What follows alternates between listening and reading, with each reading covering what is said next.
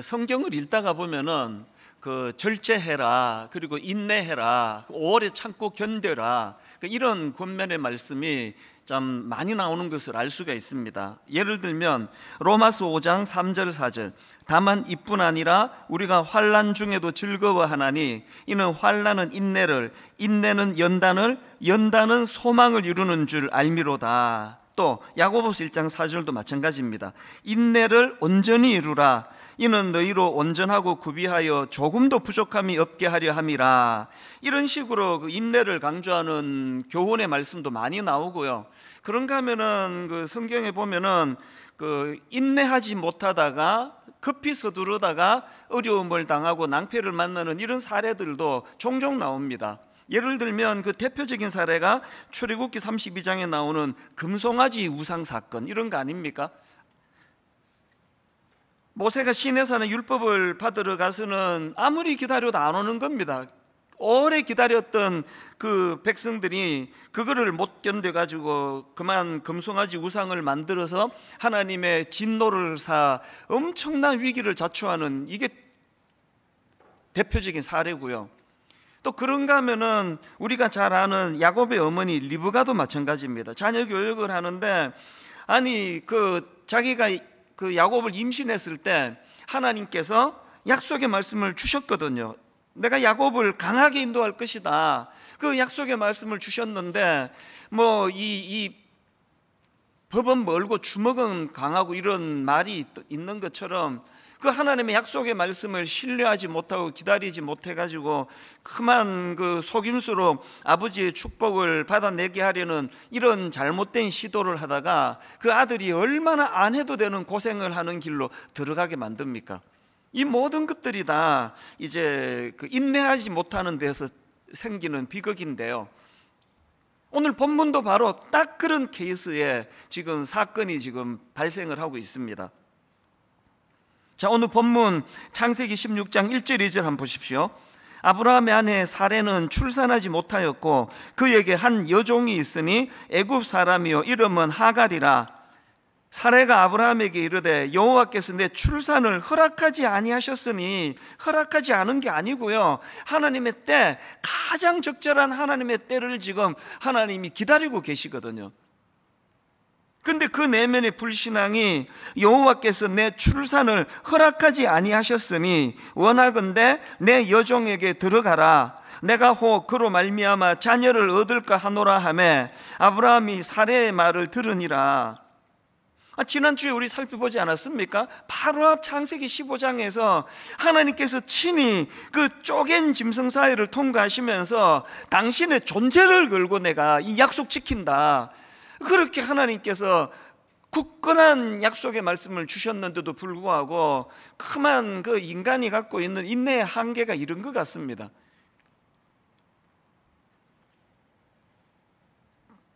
그 일로 인해 가지고 가장 고통을 많이 당하는 사람이 바로 그 일을 제안했던 당사자예요.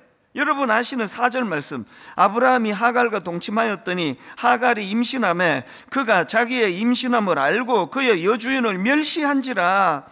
이 일로 인해서 가정의 위기가 찾아오고 여러 가지 부작용들이 너무나 많이 발생했다는 걸 다 아시리라 생각합니다. 저는 이런 오늘 본문의 아브라함과 사라 부부를 보면서 히브리서 10장 36절 말씀이 생각났는데요, 3번 여깁니다. 여러분이 하나님의 뜻을 행하고서 그 약속해 주신 것을 받으려면 뭐가 필요하다 그럽니까? 인내가 필요합니다. 인내. 이게 지금 우리 같은 평범한 어떤 부부가 그냥 아들을 바라고 딸을 바라고 이런 차원이 아니지 않습니까? 엄청난 하나님의 놀라운 역사와 계획이 그를 통해 펼쳐질 텐데 어떻게 그렇게 졸속으로 자기들 마음대로 그렇게 서두를 수 없는 일 아닙니까? 그래서 오늘 이 본문 말씀 우리에게 주는 메시지가 참 많은데요, 그런데 저는 이 말씀을 묵상하다가 보니까 이 아브라함과 사라가 이런 잘못된 결정을 할 수밖에 없는 위험 요소가 이미 그들 내면에 있다는 걸 제가 발견하게 된 겁니다. 이 아브라함과 사라가 이런 잘못된 판단을 할 수 있는 위험 요소가 2가지가 있더라고요. 첫 번째가 뭐냐? 상대방을 인격적으로 존중하지 않는 태도, 여기에서 이런 잘못된 방법이 나온 거거든요. 이게 무슨 말씀이냐? 지금 여러분 본문 2절에서 이 여종 하갈을 대하는 사라의 태도를 한번 보십시오.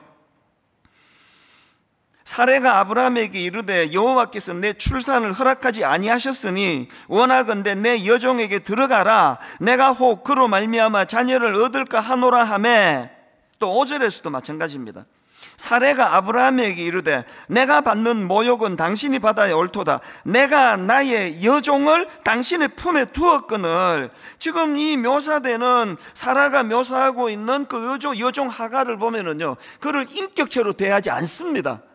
마치 마음대로 할 수 있는, 자기 목표를 이루고 자기 뜻을 관철시키는 어떤 수단, 어떤 도구로 취급하고 있는 걸 볼 수 있는 거 아닙니까? 이건요, 충격적인 건 아브라함에게서도 똑같이 발견되는 태도예요.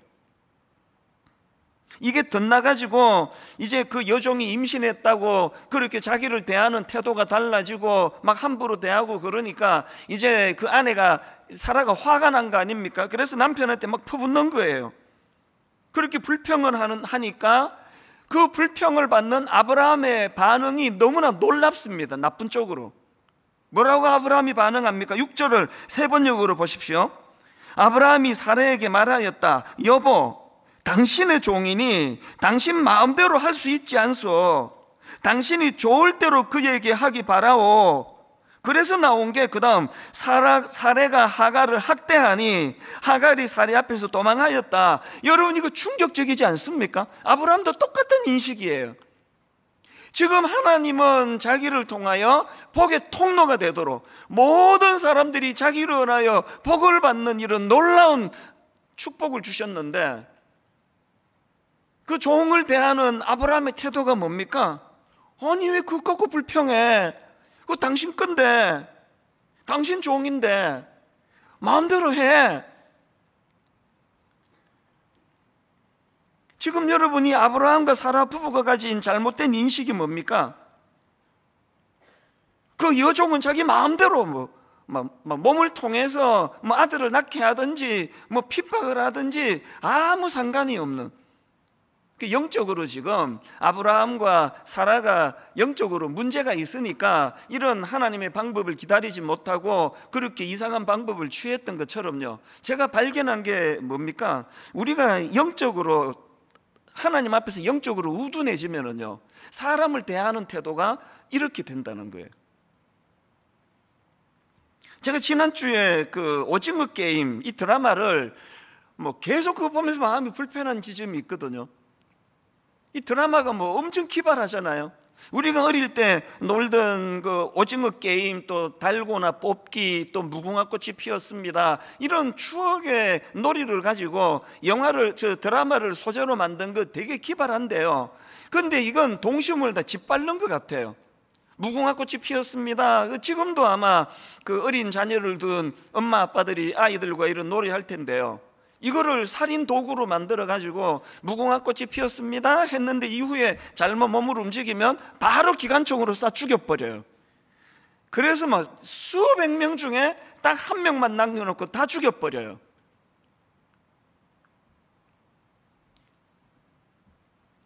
이런 드라마가 지금 전 세계에서 지금 1위다, 제일 많이 보는 드라마다, 화제를 일으킨다. 이게 지금 뭘 의미하느냐고요. 지금 우리들 머릿속에 이 사람 목숨을 경시하는 이런 거에 대하여 별로 놀라지도 않을 만큼 너무나 당연한, 이게 뭘 낳습니까? 여러분, 이거 미국에서 툭 하면은 총기 난사, 우리나라에서도 묻지마 살인, 이게 지금 다 그런 영향 아닙니까? 최근에 저희 동네에요, 그 슈퍼마켓이 규모가 작지 않은 슈퍼마켓인데요, 한 번씩 이제 물건을 사러 가서 이제 계산대 앞에 줄을 서고 또 그 계산대에서 수고하는 분들에게 인사도 하고, 이게 다 없어졌습니다. 왜냐하니까 그 동네 슈퍼마켓 계산대가 전부 이제 무인으로 다 바뀌어 버렸어요. 가끔씩 갈 때마다 그 마음의 허전함을 금할 수가 없습니다. 줄 서가지고 그 앞에 종업원하고 손님이 대화 나누는 것도 또 듣기도 하고, 제 차례가 되면은 뭐 짧은 간단한 말이지만 아이고 수고가 많으십니다, 오늘은 뭐 컨디션이 좋으신가요? 이런 간단한 인사말이라도 나눌 다 없어지고요. 모든 사람들이 그 침묵에 뭐 사랑과 인격적인 게 이게 필요 없어졌습니다. 이게 저는 이 씁쓸함을 금할 수가 없는 거예요. 옛날에는 그 식당에 가면은 걔도 뭐 설렁탕 한 그릇 주세요, 뭐 맵지 않게 주세요. 이제 점점 없어집니다. 이 기계로 다 해요.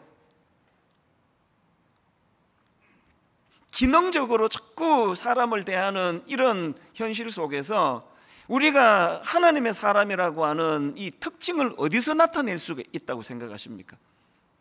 예수 믿는 우리조차도 여러분, 우리가 사람들을 대하고 사람들을 상대할 때 기능으로만 대하는 것. 저는 1만 순도 파송 운동을 앞두고 29명의 예비 담임 목사님에게 신신당부하는 게 몇 가지가 있는데, 그 중에 하나가 뭔지 아십니까? 우리 거래 관계로 만나지 말자. 내가 여러분에게 뭘 줄 수 있고 여러분이 내게 뭘 줄 수 있고 이런 걸로 만나지 말자. 이런 거래 관계가 아니라 존재가 귀하고 존재가 아름다울 수 있도록 똑같은 부탁을 합니다. 저나 우리 목사님들이 성도님들에 대하여 거래 관계로 바라보지 않기로 하자. 이분은 내가 개척하는 교회에 따라오시나 안 따라오시나 인간적으로 궁금하겠지만 이런 걸로 구분하지 말자. 따라오셨을 때 이게 뭐 쓰임새가 뭐 더 많이 있는 건가? 이 따라와도 뭐 쓰일 데가 없나? 이런 것들이 만약에 우리 안에 자리를 잡는다면 그건 교회가 아니에요. 다락방에 갔더니 그 뭐 얻을 것도 많고 순장님 친절하게 잘해주시고 그리고 뭐 정보도 많이 교환하고, 처음에는 그런 마음으로 다락방에 참석을 시작했다 하더라도요, 그것이 계속되는 건 곤란합니다. 인격과 인격에 부딪히면은 그 자체에서 감동이 흘러야 되는 거 아닙니까? 제가 추구하는 한 사람 철학이라는 거는요, 한 영혼을 기능으로 대하지 않는 태도, 한 영혼을 인격적으로 대하는 태도, 이게 한 사람 철학의 가장 중요한 핵심입니다. 교회를 나누는 것이 좋겠다고 생각한 여러 이유 중에 하나가 분당 우리 교회는 이 일이 너무 어려워져 버렸기 때문 아닙니까? 최근에 저는 우리 교회 장로님께 너무나 감동적인 이야기를 하나 들었습니다. 이 장로님은 이제 정년 퇴직을 하시고요, 그렇게 잠깐 쉬시는데 뭐 워낙 성실하고 그러시니까요, 뭐 바로 이제 일거리 제안이 들어온 거예요. 그래서 스카웃 되다시피 이제 새로 이제 일을 시작하셨는데요, 그러고 났더니 그 아내 권사님이 뭐 물론 농담이죠. 권사님이 웃으면서 그런 얘기 하더래요. 여보, 그 당신 그 새로 취직된 거 나 때문인 거 모르죠? 그게 무슨 말이야? 그랬더니요, 이 권사님이 하나님께 최근에 간절히 기도했대요. 하나님 돈 좀 주세요. 하나님 저 돈이 좀 필요합니다. 그렇게 기도하셨대요. 감동적인 건 그 다음 이야기예요. 왜 돈이 필요했는지 아십니까? 이 권사님이 이제 순장님으로 오래 사역하고 교회를 너무 봉사를 잘하시고 하니까요, 지금도 예전에 다락방 그 젊은 부부라든지 또 교회 안에 여러 분들이 상담을 요청하는 거예요. 기도를 부탁하는 겁니다. 어떤 경우도 허투루 대하지를 않으세요. 그래서 진심으로 만나서 손을 잡아주고 같이 울어주고, 그래서 한번 이렇게 상담을 하고 나면은 이 상담이라는 게 상대방의 슬픔이 내게로 전이 되는 거거든요. 그래서 어떨 때는 막 같이 우울해하시고 같이 눈물을 흘리시고 그러는데요, 그렇게 만나서 길게 대화하고 나면은 밥도 사줘야 되고 차도 사줘야 되는데 돈이 필요하다는 거예요. 그래서 하나님 저에게 돈 좀 주세요. 그렇게 기도를 했더니 당신을 취직시켜 주더라. 그래서 이제 당신 받아온 월급의 반은 내 거야. 농담으로 그렇게 이야기를 하는데 난 너무 감동이 되는 겁니다. 그 장로님도 너무 훌륭하신 거 아닙니까?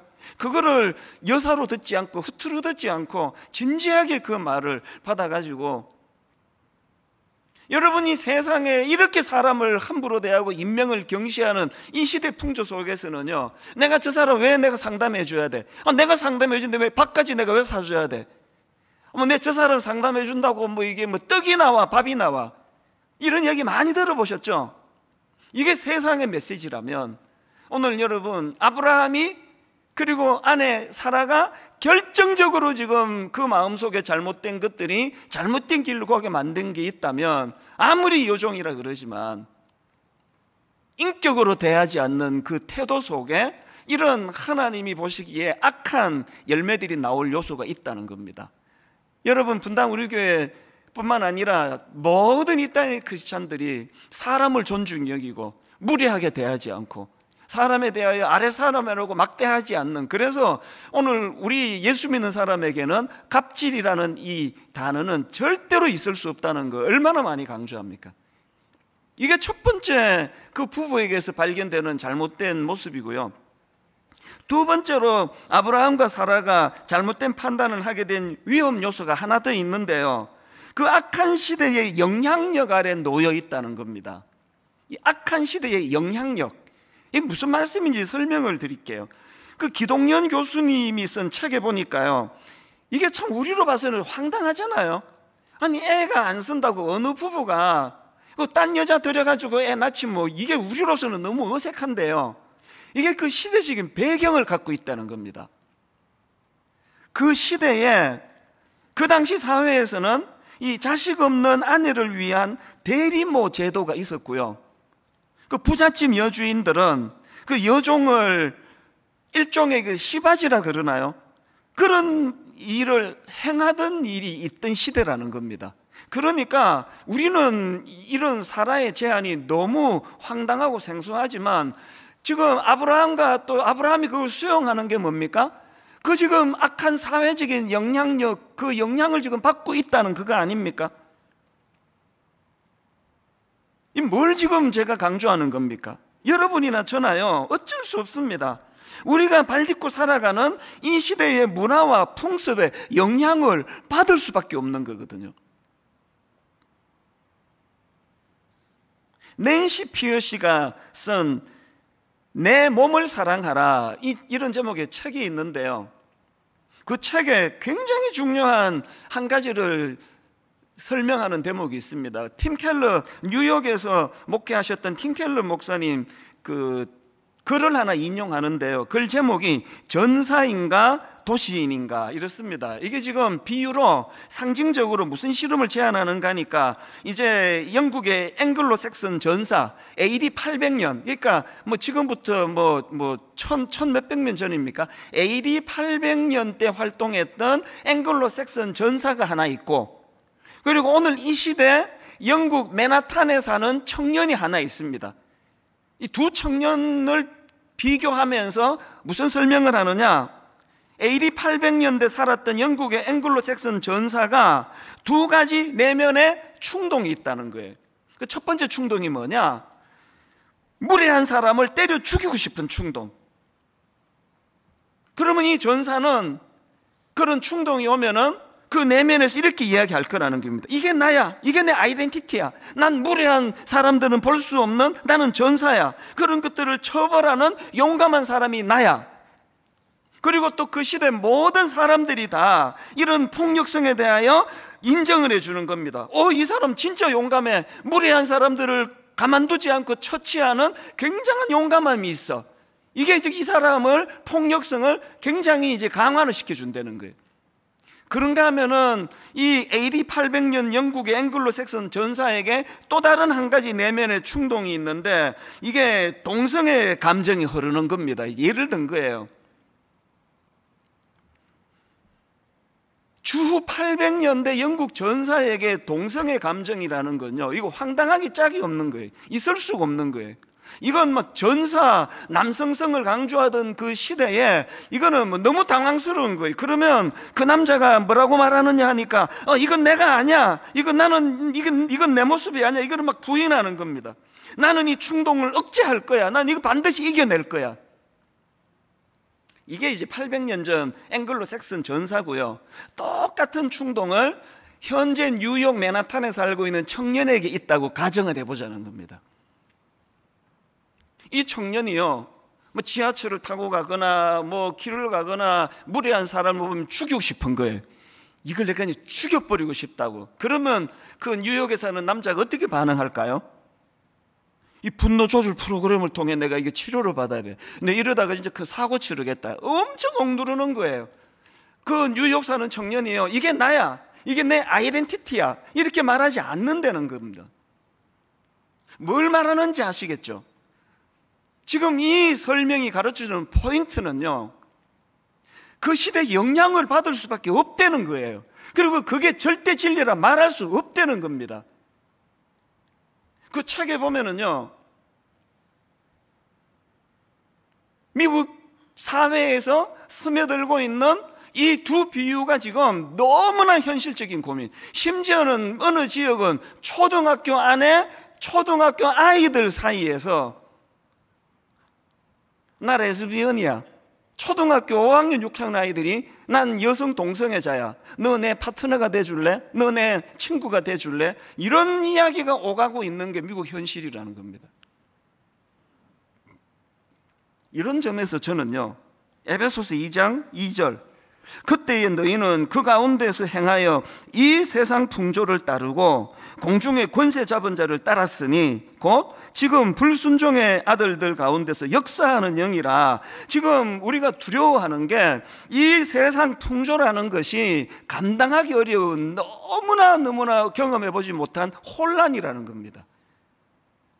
에베소서 4장 14절, 이는 우리가 이제부터 어린아이가 되지 아니하여 사람의 속임수와 간사한 유혹에 빠져 온갖 교훈의 풍조에 밀려 요동하지 않게 하려 함이라. 이제 이런 말씀은요, 어린애같이 미숙한 어떤 몇몇 사람에게만 해당되는 게 아니라 목사인 저를 위시해서 우리 모두에게 해당되는 말씀이에요.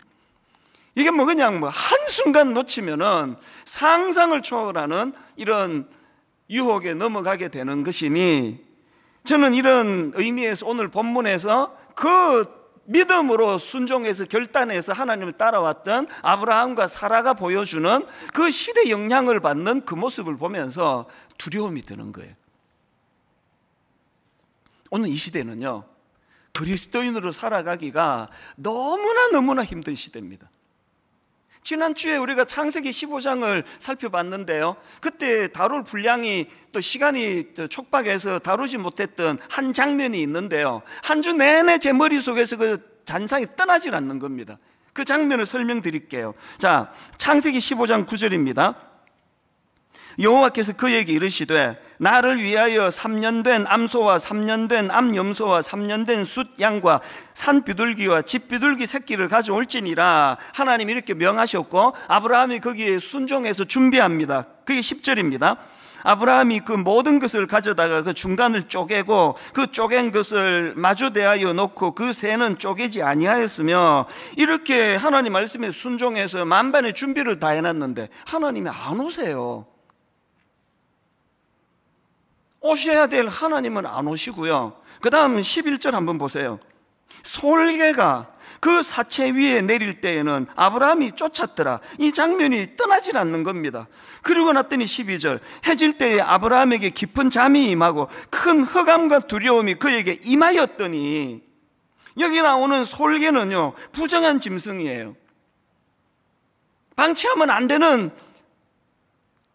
아니 이제 오셔야 될 하나님은 안 오시고 계속 솔개가 지금 이거 방해하는 거예요. 이게 딱 오늘 우리 시대 아닙니까?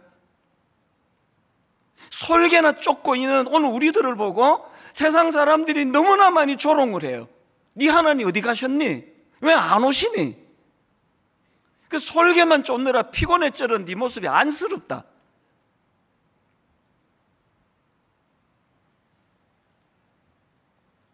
12절에서 해질 때에 아브라함에게 깊은 잠이 임하고 큰 흑암과 두려움이 그에게 임하였더니, 이것이 오늘 우리의 현실이고요, 이 솔개의 공격은 점점 더 극심해질 터인데 우리가 바라고 우리가 소망하는 게 뭡니까? 이 17절 아닙니까?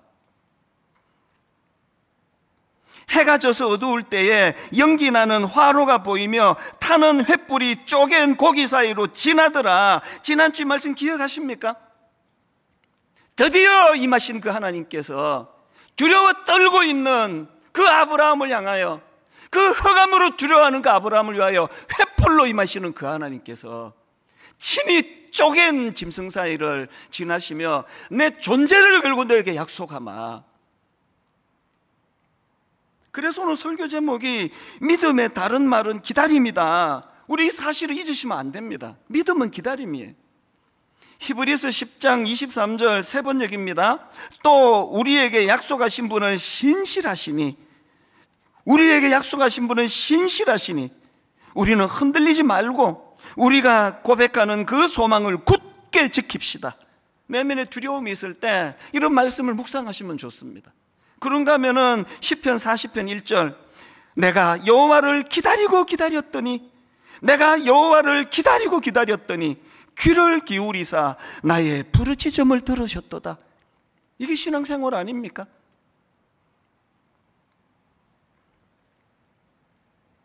지난주에 그 맨 마지막에 보여드렸던 골판지 간증, 한 주 내내 그 얘기를 들었습니다. 많은 분들이 우셨대요. 우선 코로나 이전에 우리가 했던 그 골판지 간증을 보니까 막 본당에 꽉 차 있는 성도들을 보니까 우리가 이랬던 적이 있었구나. 너무 가슴이 벅찬 거 아닙니까? 거기 어린 중고등학생을 위시해가지고 우리 90대 어른에 이르기까지 참 예수님 만나기 이전 내 모습, 예수님 만난 이후의 내 모습, 그게 그렇게 우리에게 참 눈물을 가져다 줬는데요. 그 중에 그 초신자셨던 한 분의 간증 기억하시죠? 예수님 만나기 전 10년 전 회사 부도, 빚 보정으로 인한 신용 불량, 하반신 마비라는 지체 장애자가 되어 이로 인해 삶의 희망을 잃어 자살 충동에 시달렸습니다. 예수님 만난 후 이 골판지를 넘기시고는 만남의 축복과 공동체 보살핌 아래에서 다시 희망을 찾고 뚜렷한 목적을 갖고 살게 되었습니다. 지난 주중에요, 이분이 홈페이지에다가 글을 올리셨어요. 게시판에 올린 글 제목이 이렇습니다. 강도 만나 급한 죽어가던 저를 살리신 하나님의 은혜. 그리고는 사진은 올리고 좀 더 자세하게 거기다가 당시를 설명을 해. 이분이 한번 들어보세요. 비포, 예수님 만나기 이전, 부친 회사 부도, 신용불량자, 실업자, 지체장애자, 자기 비하, 술과 담배, 야동 중독, 삶의 기쁨 전혀 없음, 자살 충동, 삶의 만족도 10점 중 1 혹은 마이너스 3점. 애프터, 예수님 만난 이후, 모 구청 보건소 정신건강 담당, 서울시장 표창 우수생명 지킴이, 자살 유가족 동료 지원 활동가, 중앙자살예방센터장 최우수상, KBS 채널A 방송 출연, 삶의 만족도 10점 중 15점. 이것도 감동이 됐는데요, 저를 뭉클하게 만든 건 이분 글 댓글로 이분 아내분이 거기다가 글을 남기셨어요. 이게 정말 저를 많은 생각을 하게 만들었는데요, 그 아내의 댓글 한번 들어보세요. 남편의 그 감격적인 글을 보고는 그 밑에 이렇게 썼습니다. 몇 년 전 골판지 간증을 보니 그 후에 예상치 못했던 어려움과 슬픔을 겪었던 것들이 생각나서 더 안쓰러운 마음이 들었네요. 또 그런 파도를 겪으며 떠내려가지 않고 삶의 뚜렷한 목표라고 했던 그 목표를 잊어버리지 않고 뚜벅뚜벅 걸어올 수 있었던 것이 너무나 다행이고 감사한 마음이 들어요. 다락방, 제자반, 찬양대, 또 오가며 만났던 우리를 위해 기도해 주시고 위로와 격려를 해 주신 많은 분들로 세 겹, 네 겹 꽁꽁 싸매어 우리의 삶을 견인해 주신 주님 감사합니다. 저는 이게 왜 감동이 됐느냐, 두 가지 감동이에요. 이게 그저 일어난 일이 아니구나. 이게 그냥 막 그 골판지 한번 들고 나면은 막 그때부터 고생 끝, 행복 시작, 이게 아니고요. 그렇게 결단하고 나면은 그 솔개들의 공격은 더 많아져요. 솔개들의 유혹이 너무 많아져서 이 아내가 보기에 남편이 너무 안쓰러웠다 그러잖아요. 그걸 이겨냈기 때문에 그 인내가 이런 아름다운 삶의 결과를 가져왔다. 두 번째 우리가 알게 된 게 뭡니까? 교회 공동체가 말입니다. 성가대가 말입니다. 함께 동역하는 주변 사람들이 말입니다. 모든 분들이 힘을 합해가지고 그를 도와주고 그를 보살펴주고 용기를 건네주고, 다락방에서, 제자반에서 이게 교회라는 겁니다. 그 한 믿음 어린 형제를 세워가기 위하여 그 소중한 마음으로 그를 보듬어 세워나가는 공동체, 이게 교회라는 거예요. 저는 여기까지 오늘은 수고 많이 하신 우리 모든 성도님들에게 눈물로 호소합니다. 여러분, 이제 그 솔개 쫓으며 너무나 많이 지쳐있는 거 이해가 되지만 조금만 더 견디지 않으시겠습니까? 조금만 더 주님을 신뢰하면서 우리를 위하여 십자가를 통하여 그 쪼갠 짐승 사이를 친히 지나가시면서 내 존재를 걸고 약속하마 그 하나님을 신뢰하며 조금만 더 견디지 않으시겠습니까? 결론을 맺기 전에 한 가지 포인트만 더 살펴보기를 원하는데요, 바로 지난 금요일 날에 저는 늘 이런 식의 은혜를 경험해요. 전남대학교 병원 정신건강의학과에 근무하는 의사분께서 제게 메일을 보내줬어요. 우리 교회 성도도 아니고 또 제가 아는 분도 아니에요. 제 이메일 주소를 모르시니까요, 우리 교역자를 통해서 이거를 좀 전달해 달라고 보내왔는데 이게 너무 놀라웠습니다.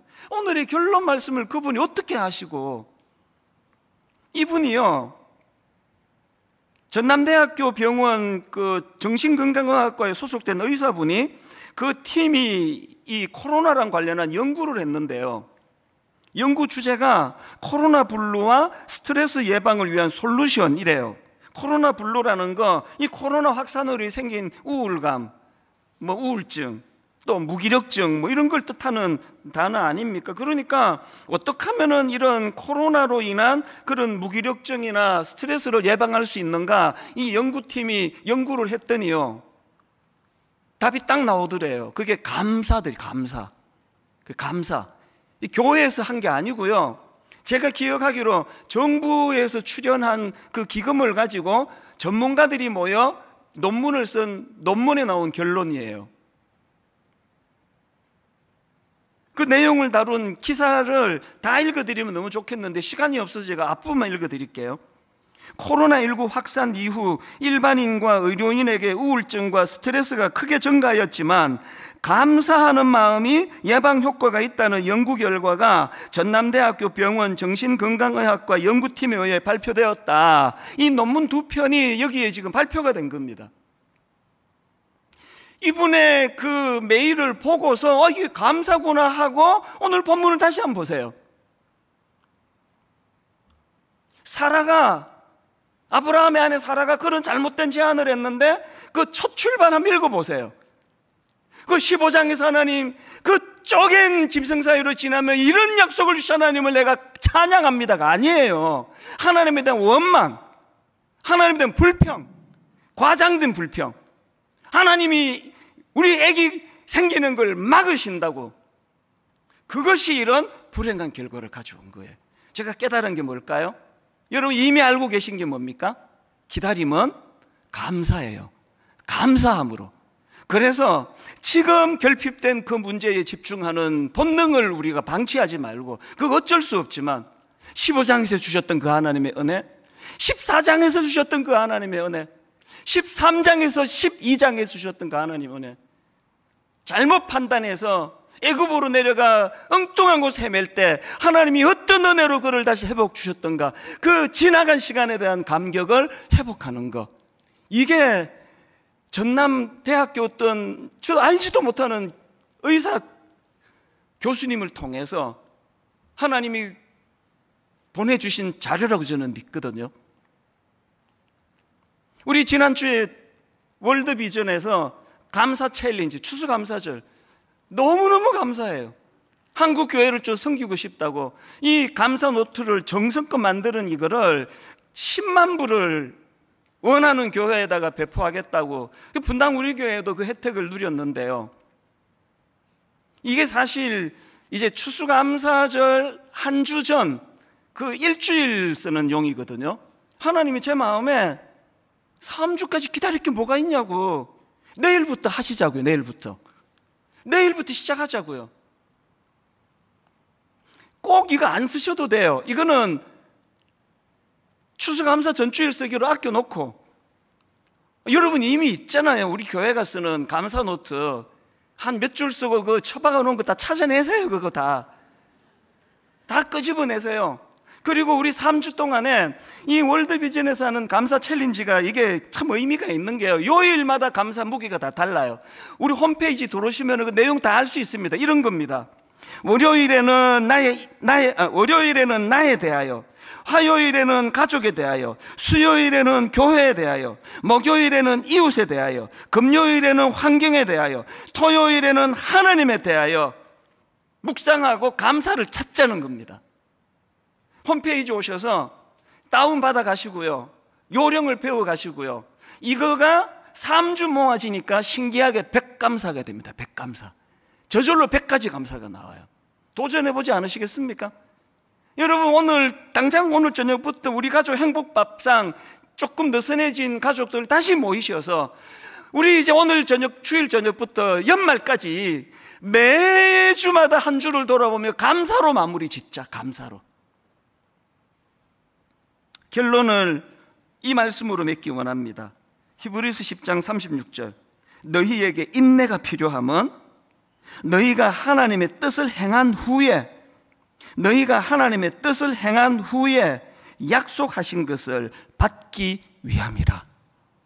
다 오셔가지고 쏟아버리는 어리석은 인생이 아니라 기어이 약속을 성취하시는 그 하나님의 은혜를 풍성히 누리시기 위하여 좀 더 힘을 내시고, 좀 더 인내하시고, 좀 더 기다리시면서 감사로 이것들을 잘 이겨내심으로, 그래서 하나님 약속하신 것을 받기 위함이라, 이 말씀이 성취되는 믿음의 성도님들 되시기를 주님 이름으로 축원합니다. 우리 오랜만에 이 찬양 감사해. 언제? 시험이 닥쳐올 때에. 또 감사해. 언제? 고통이 찾아올 때에. 왜 그래야만 하느냐 보니까 주께서 지켜주시니, 주께서 인도하시니 두려움 없네 승리하리라. 오늘 말씀을 기억하시면서 하나님, 신앙생활을 다른 말로 하면, 믿음은 다른 말로 기다림이라고 했다면, 아버지 그 기다림의 중심은 감사가 흐르는 것으로 알았습니다. 오늘 이 찬양을 통해 이 회복을 허락하여 주시옵소서. 우리 이 찬양 같이 불러 올려드리기 원합니다. 감사해. 시험이 닥쳐올 때에. 감사해. 시험이 닥쳐올 때에 주께서 인도하시니 두려움 없네. 또 감사해.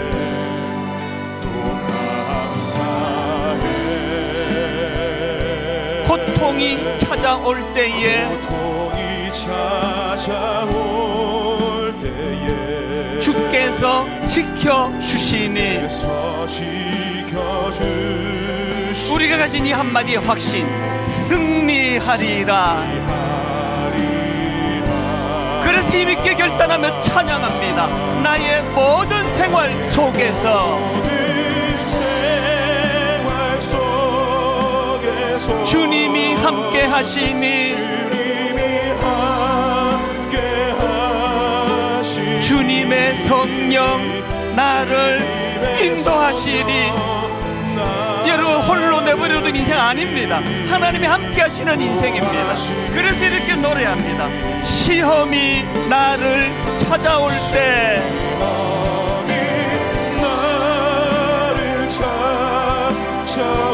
주님 지켜주시니,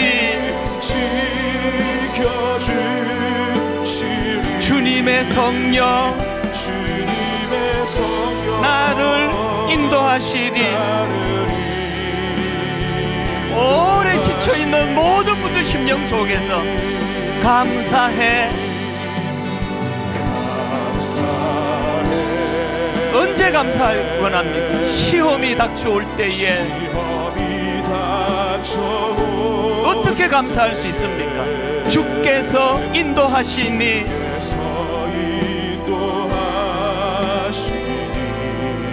두려움 없네. 다시 한번 결단하며 또 감사해.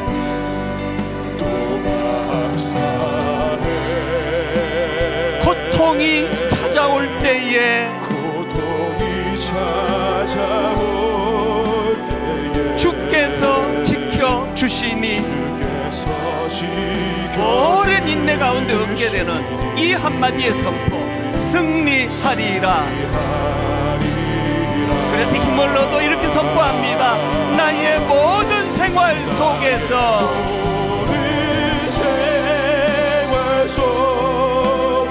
주님이 함께 하시니 주님의 성령 나를 인도하시리. 여러분, 홀로 버려둔 인생 아닙니다. 주님이 인도하시는 인생입니다. 그래서 이렇게 고백할 수 있는 거 아닙니까? 시험이 나를 찾아올 때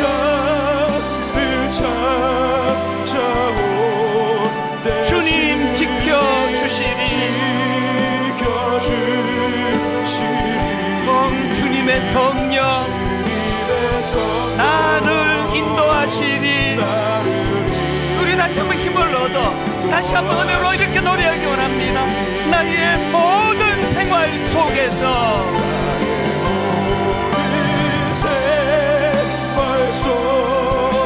주님이 함께 하시니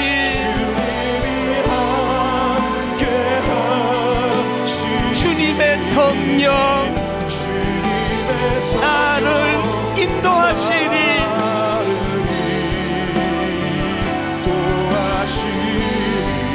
시험이 나를 찾아올 때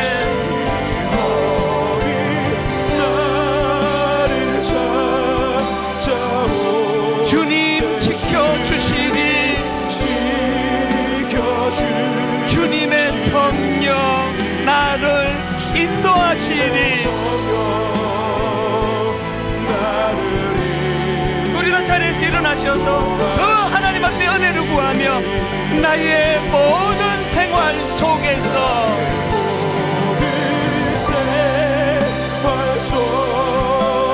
주님이 함께 하시니 홀로 버려진 인생 아닙니다. 주님의 성령 나를 인도하시니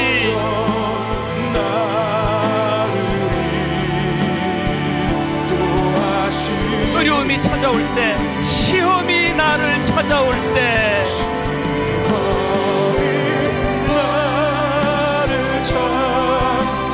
주님 지켜주시니 믿음을 가지고 선포합니다. 주님의 성령 나를 인도하시니 우리 삶 가운데 거하시는 성령님을 찬양합니다. 성령이 계시네.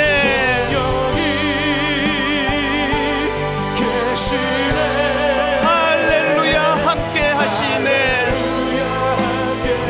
우리 삶 가운데 함께 하시는 그 성령님, 좁은 길을 걸으며 밤낮 기뻐하는 것 주의 영이 함께함이라. 우리 마지막으로 전심을 다하여 노래합니다. 성령이 계시네. 할렐루야. 함께 하시네. 힘든 우리 삶 가운데 좁은 길을 걸으며 밤낮 기뻐하는 것 주의 영이 함께함이라. 오늘 주신 말씀 붙들고 기도하기 원합니다. 하나님, 이 시대가 너무 악합니다. 하나님, 이 시대가 악한 솔개가 끊임없이 우리를 혼미하게 만드는 시대인데 다 왔습니다. 주님의 은혜가 불현듯 우리 가정과 우리 삶에 도래할 줄 믿습니다. 이 믿음을 가지고 더 인내하며 나아가되 이미 과거에 주셨던 수많은 감사 제목을 붙들고 그것이 솔개를 쫓는 무기가 되는 능력이 되는 줄 믿습니다. 각자에게 주신 은혜의 말씀을 붙들고 우리 통성으로 같이 한 목소리로 기도하시겠습니다. 살아계신 하나님 아버지, 하나님의 은혜를 이 시간 감사함으로 받습니다. 오 하나님 아버지, 아브라함과 사라가 오래 인내하지 못하고 기다리지 못해서 오 하나님 아버지, 아브라함과 사라가 실수했던 그 모든 잘못된 것들이 오늘 우리 모두에게도 일어날 수 있는 일이라는 것을 주님 앞에 고백하기를 원합니다. 하나님, 우리는 너무나 연약한 자들입니다. 하나님, 우리에게 인내가 없습니다. 하나님, 우리에게 아버지 인내가 없어 날마다 불안불안합니다. 내가 알 수 없어. 하나님, 은혜를 이 시간 구합니다. 나 스스로 할 수 없어. 하나님 아버지, 어려운 가운데 함께 하시는 그 하나님을 찬양하기 원합니다. 하나님, 시험이 닥쳐올 때 두려움 대신에 감사가 그 자리를 채우게 하여 주시옵소서. 하나님, 고통이 찾아올 때 그 두려움의 자리에 과거에 주신 하나님의 은혜와 감사가 자리 잡도록 인도하여 주시기 원합니다. 하나님, 나의 모든 생활 속에 함께 하시는 그 하나님은 사모하며 기대하며 인정하며 주님 그릇을 달려갈 수 있도록 인도하여 주시옵소서. 오래 하나님 앞에 기도하고 있는 우리 성도들의 기도를 하시고 끝까지 인지한 자에게 주시는 하나님의 부어주시는 은혜를 막고 또 감사하며 누리게 하여 주시옵소서. 너희에게 인내가 필요함은 너희가 하나님의 뜻을 행한 후에 약속하신 것을 받기 위함이라. 하나님, 그동안 참으로 눈물겹게 인내하며 오래 참고 견뎌왔던 수많은 믿음의 형제 자매들을 하나님께서 칭찬해 주시고 인정하여 주시기 원합니다. 너의 수고를 내가 다 안다. 나는 반드시 약속을 지키는 신실한 여호와 하나님이시라고. 그 십자가를 통하여 쪼갠 짐승 사이를 지나시면서 던져주셨던 그 약속의 말씀을 오늘 예배하는 우리 모든 성도님들이 그리고 종이 그것을 반드시 받아 누릴 수 있는 그날을 꿈꾸며 소망하며 기대하며 기다리는 인내를 허락하여 주시옵소서.